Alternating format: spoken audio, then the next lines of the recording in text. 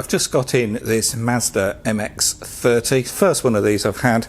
They actually have only been out a few months anyway. This one is only 4 months old, fully electric of course.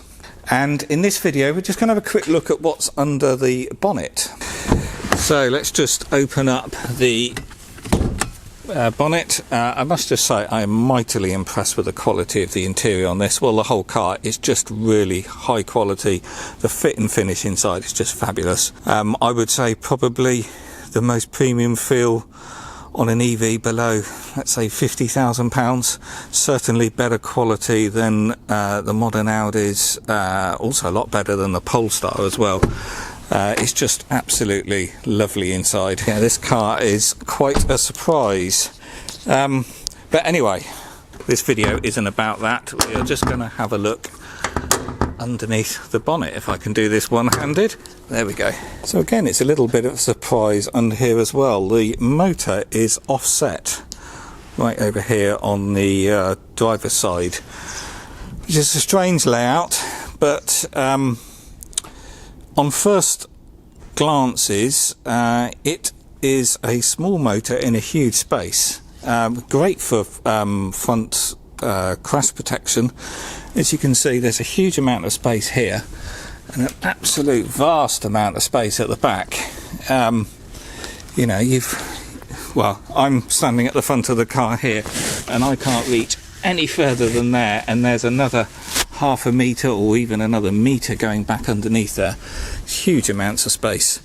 So your dash is right back here, your feet would be about here, and you've still got half a metre to the motor stack.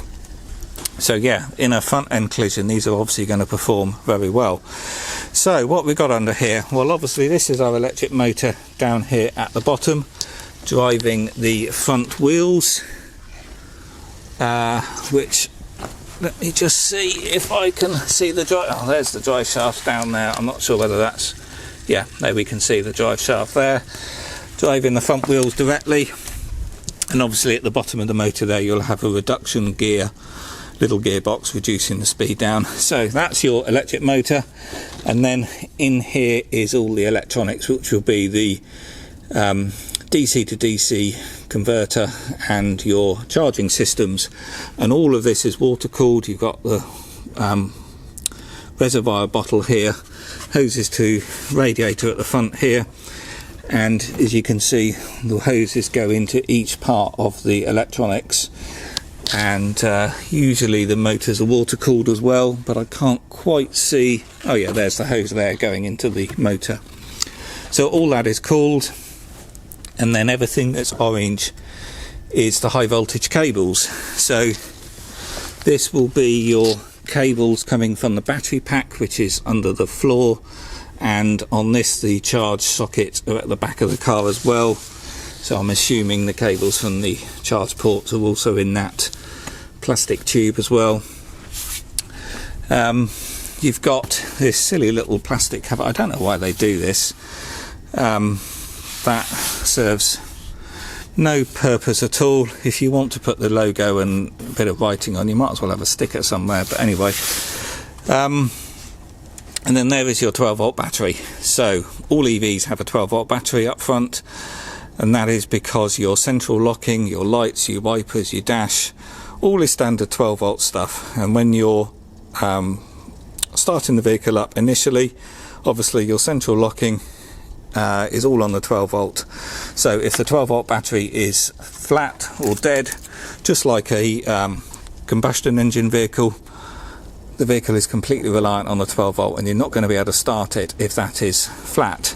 The reason why they do that is it's safety, of course. That 400 volt traction battery is only switched on when you're in the car and you want to start it up. So the traction battery just powers your electric motor and your heating system. Everything else is 12 volt to keep it all standard. This motor is offset. You've got this huge cast mounting bracket here, obviously mounting up on the side of the wing here, and then on the other side a much smaller bracket on this side, and of course they're all mounted on rubber to absorb any vibration. The thing which is quite obvious looking under here is the vast amount of hoses on the air conditioning system. Sandy Munro would have something to say about this lot. There is a huge amount of hoses here, all down here. There is just vast amounts. And looking at the sticker here for the air conditioning, it's got 1,210 grams of refrigerant in the system, which is a huge amount. A Renault Zoe has 1,000 grams, and that's a lot. Most cars have somewhere between 450 and 850 grams. But yeah, 1,210 is a huge amount, and if they could just reduce the number of hoses, that would probably take 200 grams out of the system. There is just a huge rat's nest of rubber and aluminium hoses on this system, but so not a real big thing. The other thing which is quite obvious is the huge amounts of space here. You would have thought they could package this a little bit better and get a front storage area, a Frunk here. If that 12-volt battery was dropped down to that void, or just dropped down into that void, you've got a fuse box here. I guess that wants to stay up high. But anyway, if this was just dropped down somewhere, or maybe even put at the back and under the boot, you would have a huge space here where you could have a front storage compartment to put extra luggage or put the charge cables in. I can understand why they wouldn't want to sink that down low, but maybe again the battery has to be up high just for sort of if it gets into water. But I would have thought, well, that could at least go further back and rotated 90 degrees, and then you would get a huge storage area there. I do wonder whether they missed a bit of a trick there, but most manufacturers aren't doing that. Obviously electric powertrains are much smaller, and if they keep this conventional large bonnet design, then there is huge amounts of space, free space available on all EVs if they just sorted out the packaging a little bit better. And it's only Tesla, of course, which are really concentrating on that sort of front storage. This lot also sits very high. If we look down here flush, you can see that plastic cap is right up at the same height as the wing. The bonnet is dished out a little bit, but that must sit right up tight against the bonnet. No problem, of course, yeah, just interesting packaging. But I don't want to sound too negative, because it's all very minor. Most people won't even look under a bonnet or don't care what's under there. It's more about what's inside the cabin and the way it drives and the way it looks. And this car is just really premium. I really think it's a great looking vehicle. The interior quality is just fantastic. I think the styling, particularly with the square rear wheel arch there, is very Audi-like. Like the new Audi, Q2 and Q3. Yeah, I think this is a fantastic EV. But this video is just a quick look at what's under the bonnet, because I know a lot of you find this stuff interesting. But the only thing as a user you're going to open up the bonnet for is to fill up the windscreen washer bottle there. And then here is your brake fluid reservoir. You've obviously got your coolant reservoir there, so you would keep an eye on those levels. But there's no serviceable items under here as such. We've obviously got no oil in an EV. There is a little bit of oil in your reduction gear, but they're generally sealed for life. And under your normal service schedule, typically the brake fluid gets changed every 2 years or so, and there's not much else to do under here. And obviously your 12-volt battery, generally they get changed about every 4 years or so. But obviously with all EVs, very low maintenance. Basically your electric motor there is really only one moving part. The rest of it is just a few water pumps pumping around this coolant, and you've obviously got your air conditioning compressor and your brake system. But yeah, the rest of it is just electronics in these aluminium enclosures.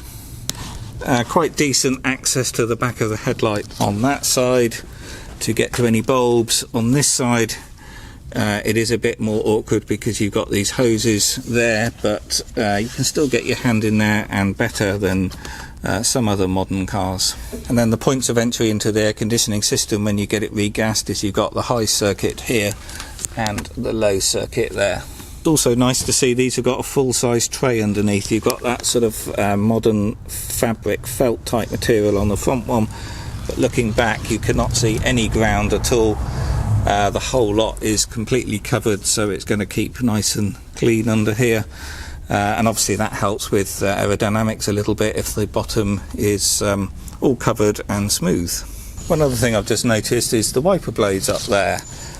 This is great to see that the nozzles are directly on the wiper arms rather than on the bonnet or up underneath on the plastic trim there. So what that's doing is putting water directly on the leading edge of the wiper blade. So you've got a water jet there and another one at the back. So it's not spraying across the sides, up over the roof, or dribbling out too low on the windscreen or whatever. It's putting it exactly in the right place, directly along the leading edge of the blade, and it's something I do like to see, but not many cars do that. So some stats. It's 140 PS motor, which is 107 kilowatt, and it's got 271 newton meters of torque. And actually this motor is made by Hitachi. So I think that's about all I can show you really, but I will just slowly pan the camera around so you can have a good look underneath if that interests you.